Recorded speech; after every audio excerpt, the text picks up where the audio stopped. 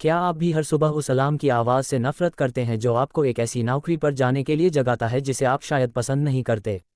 या फिर क्या आप उस 9 से 5 की चक्की से बाहर निकलना चाहते हैं? तो ये वीडियो आपके लिए है। 2025 में इंडिया वर्ल्ड की 4th सबसे बड़ी इकोनॉमी बन गया है। शेयर बाजार रिकॉर्ड तोड़ रहा है, डिजिटल बिजनेस ग्रो कर रहे हैं, लेकिन क्या आपका बैंक बैलेंस भी उसी स्पीड से बढ़ रहा है? आज के इस वीडियो में मैं आपको उन टॉप 5 एसेट्स के बारे में बताने वाला हूं जो 2026 में आपको पैसिव इनकम यानी वो कमाई करके दे सकते हैं जिसके लिए आपको अपना टाइम नहीं बेचना पड़ेगा। हम बात करेंगे डिविडेंड स्टॉक्स से लेकर रीट्स तक और P2P लैंडिंग से लेकर डिजिटल प्रोडक्ट्स तक। और सबसे इम्पॉर्टेंट बात, मैं आपको बजट 2024-25 के हिसाब से उन पर लगने वाले टैक्स के बारे में भी बताऊंगा, ताकि गवर्नमेंट का हिस्सा देने के बाद आपके पास कितना बचेगा इसका आपको सही अंदाजा हो। इस वीडियो के लास्ट तक आपके पास एक ऐसा रोड मैप होगा जिससे आप अपनी पहली पैसिव इनकम स्ट्रीम आज से ही शुरू कर पाएंगे। तो चलिए सीधे मुद्दे पर आते हैं। अगर आपको वीडियो इंटरेस्टिंग लग रही हो तो लाइक करें, सब्सक्राइब करें और शेयर करें। और आज हम हर एसेट्स को सेक्शन वाइज समझेंगे। तो शुरू करते हैं। सेक्शन 1, पैसिव इनकम क्या है और क्यों ज़रूरी है। पैसिव इनकम का मतलब ये नहीं है कि आप कुछ भी नहीं करेंगे और पैसा आता रहेगा। शुरुआत में आपको या तो अपना समय यानी टाइम देना होगा या फिर अपनी पूंजी यानी कैपिटल लगानी होगी। वॉरेन बफेट ने एक बार कहा था, यदि आप सोते समय पैसे कमाने का रास्ता नहीं ढूंढते हैं तो आप मरते दम तक काम करेंगे। भारत में इन्फ्लेशन रेट 5 से 6% के बीच रहती है। अगर आपका पैसा बैंक के सेविंग्स अकाउंट में 3% पर पड़ा है तो आप अमीर नहीं बल्कि गरीब हो रहे हैं। इसीलिए पैसिव इनकम अब एक ऑप्शन नहीं बल्कि एक नेसेसिटी है। एग्जाम्पल, रोहित एक नॉर्मल 9 to 5 जॉब करता था इन दिल्ली। सैलरी ठीक ठाक थी बट हर मंथ एंड तक पैसे ऑलमोस्ट खत्म हो जाता था। एक दिन उसने सोचा, अगर मैं सिर्फ काम करूंगा तभी पैसा आएगा तो लाइफ भर काम ही करना पड़ेगा। फिर उसने पैसिव इनकम के बारे में सीखना स्टार्ट किया। स्टेप 1, एक बार मेहनत। रोहित को ग्राफिक डिज़ाइन आता था। वीकेंड पे उसने 20 सिंपल इंस्टाग्राम पोस्ट टेम्पलेट्स बनाए और उन्हें एक ऑनलाइन मार्केटप्लेस पर अपलोड कर दिया। पहले मंथ सिर्फ 500 रुपये आए। उसने सोचा, इतना कम, लेकिन डिफरेंस ये था कि रोहित ने टेम्पलेट्स सिर्फ एक बार बनाए थे। उसके बाद लोग खुद बाई कर रहे थे। रोहित सो रहा होता था तब भी सेल्स आ रही थी। स्टेप 2, इनकम ग्रो होना। 6 मंथ्स बाद 20 टेम्पलेट्स से 100 टेम्पलेट्स हो गए। मंथली पैसिव इनकम 15,000 रुपये हो गई। अब रोहित की सिचुएशन, जॉब की सैलरी अलग, टेम्पलेट से एक्स्ट्रा इनकम अलग। कभी कभी बिना कुछ काम किए फ़ोन पे नोटिफिकेशन आता, you made a sale. Moral of the story, passive income का मतलब, पहले स्मार्ट मेहनत करो फिर बार बार उसका benefit low. Real life passive income examples, online courses, stock market dividends, rent from property, digital products, templates, e books, music.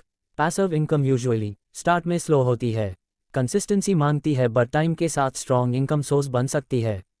Section 2, asset 1, stocks, dividend देने वाले stocks. हमारा पहला एसेट है डिविडेंड स्टॉक्स। सरल शब्दों में, जब आप किसी कंपनी का शेयर खरीदते हैं तो आप उसके मालिक बन जाते हैं। जब वो कंपनी प्रॉफिट कमाती है तो वो उस प्रॉफिट का एक हिस्सा आपको कैश के रूप में देती है। इसे ही डिविडेंड कहते हैं। भारत में ऐसी कई कंपनीज हैं, विशेष रूप से गवर्नमेंट कंपनीज PSUs, जो अपनी कमाई का एक बड़ा हिस्सा शेयर होल्डर को बांट देती हैं। टॉप कंपनीज 2025 से 2026 में, वेदांता, इसकी यील्ड अक्सर 9 से 10% के आसपास रहती है।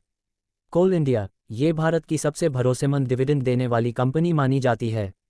HCL टेक, अगर आप IT सेक्टर में स्थिरता और डिविडेंड दोनों चाहते हैं। रिस्क मैनेजमेंट, सिर्फ हाई यील्ड देखकर इन्वेस्ट ना करें, ये देखें कि क्या कंपनी का बिजनेस फ्यूचर में भी चलने वाला है। अगर शेयर की कीमत 50% गिर गई और उसने 10% डिविडेंड दिया तो भी आप लॉस में रहेंगे। टैक्स कैलकुलेशन, दोस्तों ध्यान रखें कि 2020 के बाद से डिविडेंड पर आपके टैक्स स्लैब के हिसाब से टैक्स लगता है। अगर आप 30% वाले स्लैब में हैं तो 100 रुपीज़ के डिविडेंड में से 30 रुपीज़ गवर्नमेंट के पास जाएगा। सेक्शन 3, एसेट 2, रीट्स, बिना प्रॉपर्टी बाई करें रियल एस्टेट की कमाई। हमारा दूसरा एसेट है रीट्स, real estate investment trusts. Bharat में हर किसी का सपना होता है एक दुकान या ऑफिस खरीदकर उसे किराए पर देना, लेकिन एक अच्छा कमर्शियल स्पेस खरीदने के लिए करोड़ रुपीज़ चाहिए। रीट्स इस प्रॉब्लम का सल्यूशन है। ये बिल्कुल म्यूचुअल फंड की तरह है। एक कंपनी बड़े बड़े ऑफिस पार्क्स और मॉल्स खरीदती है, उन्हें बड़ी कंपनीज जैसे गूगल, IBM को रेंट पर देती है और उस रेंट को अपने यूनिट होल्डर्स में बांट देती है। इंडिया में भी कुछ रीट्स है। एम्बेसी रीट, बेंगलुरु और मुंबई के top officers. Mindspace REIT, Pune और हैदराबाद में मजबूत उपस्थिति। नेक्सस सेलेक्ट ट्रस्ट, अगर आप मॉल्स की कमाई में हिस्सा चाहते हैं। इसका एडवांटेज, आप सिर्फ 300 रुपीज़ से 500 रुपये में एक यूनिट खरीदकर रियल एस्टेट के मालिक बन सकते हैं।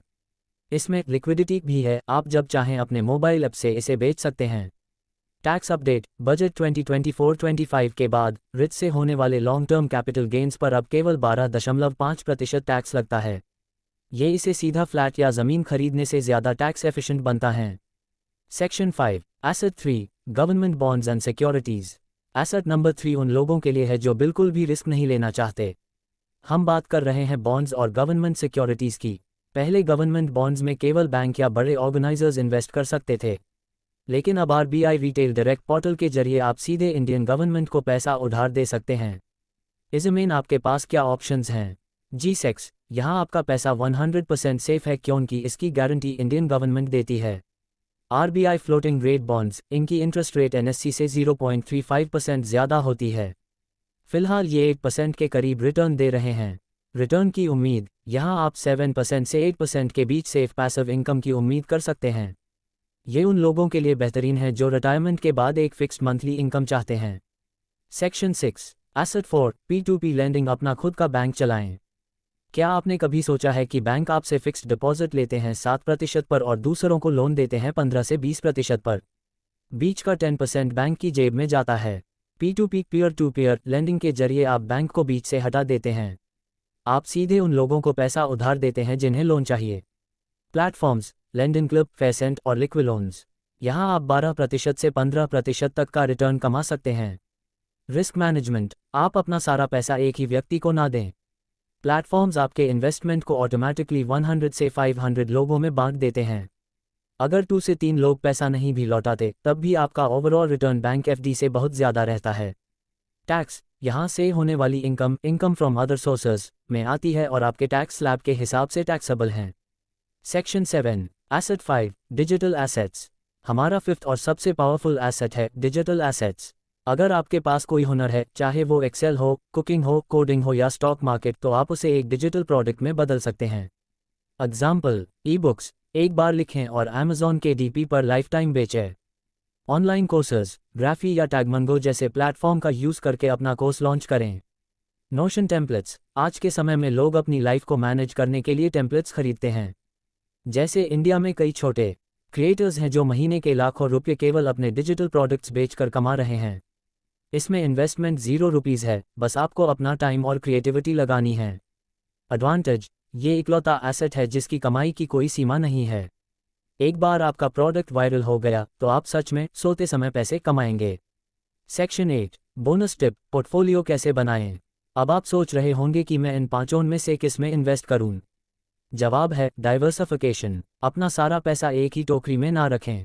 अपने पोर्टफोलियो का 40% बॉन्ड्स और REITs जैसे सेफ एसेट्स में रखें, 40% डिविडेंड स्टॉक्स में और बचा हुए 20% P2P लेंडिंग और डिजिटल एसेट्स जैसे हाई रिटर्न वाले एसेट्स में। तो दोस्तों, पैसिव इनकम बनाना कोई गेट रिच क्विक स्कीम नहीं है। इसके लिए पेशेंस और सही जानकारी चाहिए। इंडिया की इकोनॉमी बढ़ रही है और ये सबसे सही समय है अपनी वेल्थ बिल्डिंग जर्नी शुरू करने का। अगर आपको ये वीडियो नॉलेजेबल लगी तो इसे लाइक ज़रूर करें और हाँ, कमेंट में मुझे बताएं कि आप इन 5 एसेट्स में से किस में सबसे पहले इन्वेस्ट करना चाहेंगे। अगर आप चाहते हैं कि मैं इनमें से किसी भी एक एसेट पर जैसे डिजिटल एसेट या P2P लेंडिंग एक एक्सप्लेन्ड वीडियो लेकर आओ तो नीचे कमेंट में लिखें। चैनल को सब्सक्राइब करना ना भूलें ताकि आप अपनी फाइनेंशियल फ्रीडम की राह में पीछे ना रह जाएं। मैं मिलूंगा आपसे अगले वीडियो में, तब तक के लिए सीखते रहें। Happy investing.